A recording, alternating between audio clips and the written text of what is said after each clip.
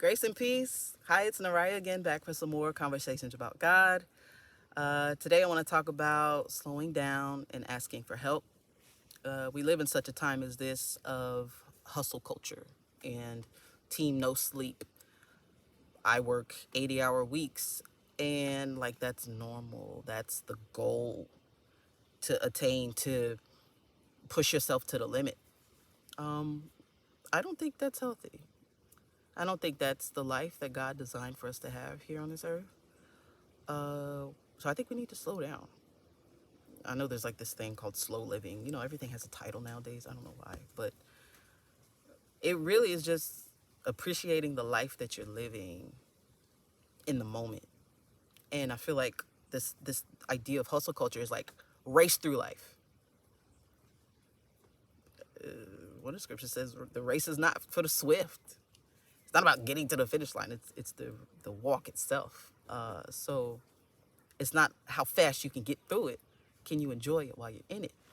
Um, and I speak this from experience. My husband and I, we have 5 children, as I talked about on the last video. I'm busy, so there's busy. I mean, you have work and you have things you do around the house, so there's busy. There's things you do. It's part of our like human nature, if you will, to work with our hands and get things done. So there's a beauty in that. But when we push it to the limit, we harm ourselves. We're not meant to push ourselves to that limit. That's where burnout comes from. So we are we're supposed to take it slow. So we have 5 kids. So I'm busy, but I used to try to do every freaking thing. Everything for everybody at all times. When do I ever rest? When does my brain ever rest? My husband would tell me all the time. He would always give me this one scripture I'm about to read for y'all. And for a really long time, I didn't really understand it. I understood it a little bit, but it didn't click within me. But now that I'm actually trying to slow down, I get it. So I want to read it for y'all. This is Ecclesiasticus, which is part of the Apocrypha. Um, the Bible, there's like a 1611 Bible. It's like the original Bible. The Apocrypha is in it. And then they decided to take that part out. So you can buy the Apocrypha separately. But it's part of the original scriptures. This is Ecclesiasticus chapter 11, verse 11. There is one that laboreth and taketh pains and maketh haste, and is so much the more behind. I say, when I finally understood it, there's one that laboreth, because we working with your hands, or whatever it is that you're doing with your labor, working with your eyes. I don't know. You're working, and taketh pains. Labor, physical labor, mental labor, blood, sweat, and tears. You're working hard, and you're making haste. You're in such a rush, and is so much the more behind. Perfect example. Me trying to do everything and be everywhere. I end up getting nothing accomplished. I am trying to wash clothes while also trying to do homework with my daughter, while also trying to take a video of something that I had to send to somebody, and then also getting dinner started. And I'm trying to do all these things at the same time. But when I turn around, I've got none of them done because I am trying to do them all at the same time. So I have had to learn to slow down. Naraya, slow down. Take a breath. What is most important right now? What is priority?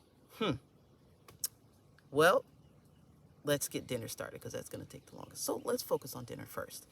And you know how that works. And then as I get dinner prepped and it's at a point where I don't have to be over it anymore, now let's step and do something else. Like I have had to learn to do that in order to complete tasks because I would just be doing everything and nothing at the same time. So much more behind. Now you've got nothing done, but you've wasted all this time and all this energy, and still nothing is complete because you won't just slow down. You won't just ask for help. So, I blame the culture for making us think that that's how we have to be. I really think we need to slow down. There's a term. It's called slow living. I don't know why everything has a term nowadays. Everything just has a title and a term, and it's like, I mean, it just is. But the idea of slow living, taking time to appreciate life. It's not a race. There's a scripture that says the race is not for the swift. It's not a race to the finish. Like, how fast can I get there? How fast can I make this money? If you're not even appreciating the life that you're living, kind of like, what's the point at the end of the day? You race to the finish line, and you're pretty much miserable the whole time because you're just too busy. When do you ever slow down? When do you ever enjoy the life that God has given us? I feel like when I move slower and I take my time to get things done, I'm not as stressed out. I'm not as anxious. I can sit and observe the things that God has put here, and it gives me peace in my soul. When was the last time you ever just sat outside and listened? Sit quietly and just listen. The sounds that are around us, the sights, just look around, the beautiful clouds, the trees, watching the trees when the wind blows, the smells, the smell of flowers, the smell of fruits growing, the smell of the beach, the ocean, like, just, that's what it's here for us to enjoy. So if we're so busy rushing around, we don't get a chance to enjoy it. So then comes the anxiety and the stress and the frustration and depression, and it's like our bodies need us to slow down. Because, like I said, that's where burnout comes from. You don't give your body a chance to catch up. So then, health-wise, you're in the negative as well. Everyone needs a break. Vacations is important. Breaks are important because you need that. You can't always be on the go. We're not built that way. You crack. Mental breakdown. That's what they call it, mental breakdown. You freaking crack. You're not meant to rush and busy all the time and just go, go, go, go, go. Just sit. Just slow down. Take your tasks one at a time. And again, coming from, we have 5 children, I don't mean that I'm just going to sit down for 6 hours a day. I can't. I have a lot of things to do. But even in those a lot of things to do, like, I'll complete a task and I'll take a break. And then I'll complete another task and then I'll take a break. It's just going through this rhythm of your body, productivity and peace together. You know what I'm saying? So that scripture just really hits home for me in reminding us of the life that God has put here for us to enjoy, but we ourselves have chosen to go this route instead. And it's the whole system, it's all that's a mess, really. But in part, in slowing down is also asking for help. We, like I talked about in the last video, being strong. Being strong isn't always I can do it by myself. Being strong is knowing when you're at your limit and knowing when to ask for help, so that you don't have that burnout, you don't have that break. I'm strong enough to know that I can handle all these things, but hey, I can't handle C, D, and E. So I'm going to need some help with C, D, and E. And it helps get those things done, more quality, if you ask me, because you're not running on empty trying to complete these tasks. You have help now to complete the task the way they should be. And then you're still feeling fine as well. There's this idea too, in this whole hustle culture, lifestyle, society that we live in, this idea that asking for help is weakness. Ugh, I never ask for help. I can do everything by myself. That's not the way God designed it either. Let's go to Galatians chapter 6, verse 2. Bear ye one another's burdens, and so fulfill the law of Christ. That's it right there. Bearing one another's burdens. If something's hard for me, you're there to help. If something's hard for you, I'm there to help. We, community. This is love, baby. We're here to help each other. Sometimes stuff just it gets to be a lot. So rather than stay there and hold this weight all by yourself, here, share with me. My load is not that heavy right now. Give me some. I'll help you. That's the community that Christ is building within us. We have to let go of our pride and humbly be like, you know what, I need help. And like I said, it's the environment and the society that we're living in that has us think that If I ask for help, I'm weak. And the pride in this, I don't need help. I don't need help. I can do it all by myself. Well, let's read verse 3. For if a man think himself to be something when he is nothing, he deceiveth himself. So, not saying that we nothing. We're humans. We're humans. We're very complex. We have strengths and we have weaknesses. If you think that you are something, I don't need nobody else. I can do something by myself. You're deceiving yourself. We all have weaknesses. We all have, what's the word I'm looking for? We all just can't do everything. There's things within us. We have limits. So for you to deny that is to deny the way God made us. You're deceiving yourself. You are going to burn yourself out. You're going to drive yourself insane. We need God. We can't live this life without God. So that already shows that we need something else outside of ourselves. So then take that into account, thinking about community. We need each other. I'm not too good and too strong to, I don't need nobody else's help. I can do everything by myself. But you don't have to. Think about how much peace and how much joy you'll have if you were to ask for help and get some of that load and some of that burden taken off of you. The breath of, when I stopped being prideful and finally asked for help, it's such a relief because I'm not trying to do all these things by myself because it was never meant for us to do these things by ourselves. So in a way, I'm saying like ignore society and what they try to tell us how to live our life. Live a life of peace and productivity together. That's what these scriptures are talking about, is this calm of life that we could have if we weren't trying to fit this hustle culture, this society. We got to fit that, whatever stuff will be on social media, like, oh yeah, team 4 a.m. I get up at 4 a.m. and as if like everybody has to do that. If you don't do that, that's why you losing in life. And Elon Musk is this billionaire because he does this and this and that, and he does this with all his time, and because you're not doing that, you're a loser. And it's like, don't listen to that. It's all BS to try to keep you in that system of go, go, go, go, go, and kill yourself. Think about these jobs. People be working at these jobs 20 years, 30 years, 40, 50 years, these jobs, giving it they all. You mess around, get sick, you can't work no more. Guess how quick they replace you? They don't care about you. They care about what you do for them. Don't kill yourself for a job. Don't kill yourself for your children. Your children need you. So don't kill yourself for any task. None of it is meant for us to... phone ringing, sorry. None of these... Whatever we take to do in life, it's not meant for us to kill ourselves to get there. Will there be some trials and tribulations? Sure. But not to the point where instead of asking for help, you're freaking on the verge of a mental breakdown.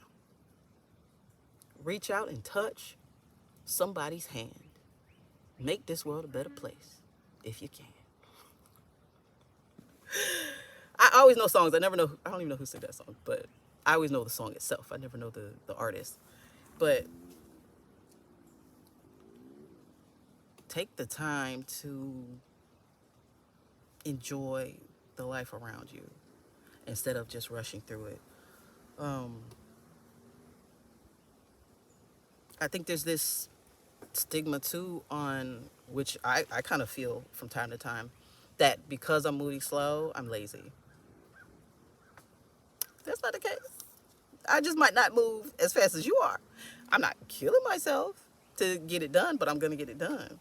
And if the task gets completed and I feel great afterwards, isn't that better than the task being completed and you're just a puddle on the floor? You know? And it's not to say that you always have to move slow, and there's never times where you're going to be on the go and moving fast. It's possible.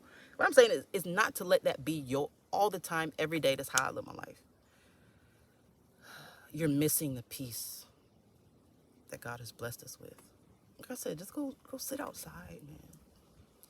Be in nature. I realize that whenever people are frustrated, going through something really, really heavy-hearted, we usually go out into nature. And that's where God is. God is everywhere. But if you ask me, if it's untouched by man, I'm like, that's really where the Lord is. That's where I want to be. So a lot of times when we're going through all those emotional turmoils, people seek and they yearn for just calm in nature.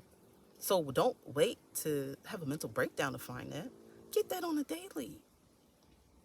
Let that feed your soul on a daily. Go get some peace. Slow down.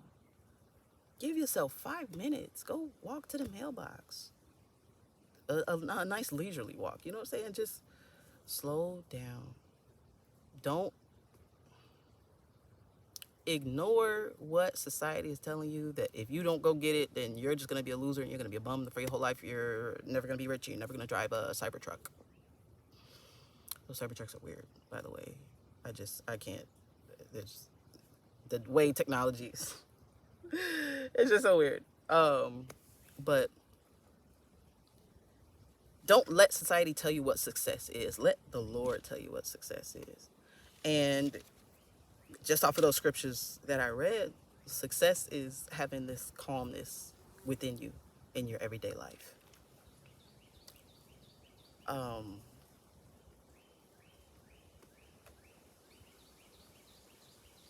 Maybe not everybody's meant to be a billionaire.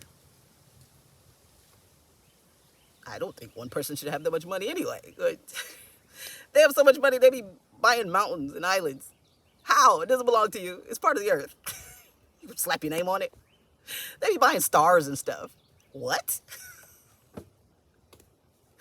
You can't even get up there. You just looking at it like, yeah, that was mine. Just because they got all this money, it's unnecessary. And that could be a whole nother conversation just about money and this unrealistic obsession we have with money. Scriptures say money is the root of all evil. And it also says that godliness with contentment is great gain. So don't let society make you think that because you're not in these certain places, you ain't ish. And in order to get there, you gotta go. Ignore that. If you have been doing it, ignore it. Take a day and just try to go slow and see how you feel. See how it makes you feel. Makes your soul feel. Because that's what matters is our soul and our emotions. And how does it make you feel when you actually slow down?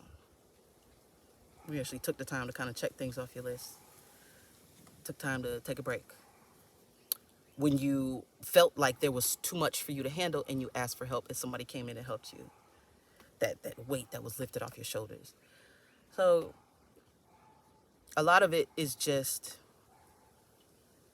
ignoring what society say and listen to what God say. Like I said, don't get me twisted thinking I'm saying like don't ever work, don't ever do nothing. There's a time and a place for it all. What I'm saying is just slow down in it.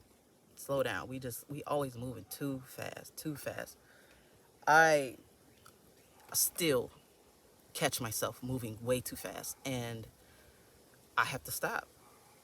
I'm like, look at you. And I always get my lessons learned like immediately. Like I'll jump up too fast because I gotta go get something done. Jump up too fast. Yeah, baby, you're dizzy because you hopped up too daggone fast. Slow your behind down. I'd be like, yes, Lord, I hear you. That's all it is. Just slow down. And asking for help is not weakness, it's strength because it's community and we all need each other. So, and just know who to ask for help. If there's anyone that would look at you that way, maybe don't ask them for help. Find somebody that is willing because they understand that they're human also and they need help too. You got to know the people that you depend on. Know your peoples. Know your peoples. But I think I'll finish it here. Thanks for listening to me run my mouth again. I pray all is well. I pray your day goes well. And I hope that you get some rest and some peace within it. With that, I'll see you in the next one. Peace.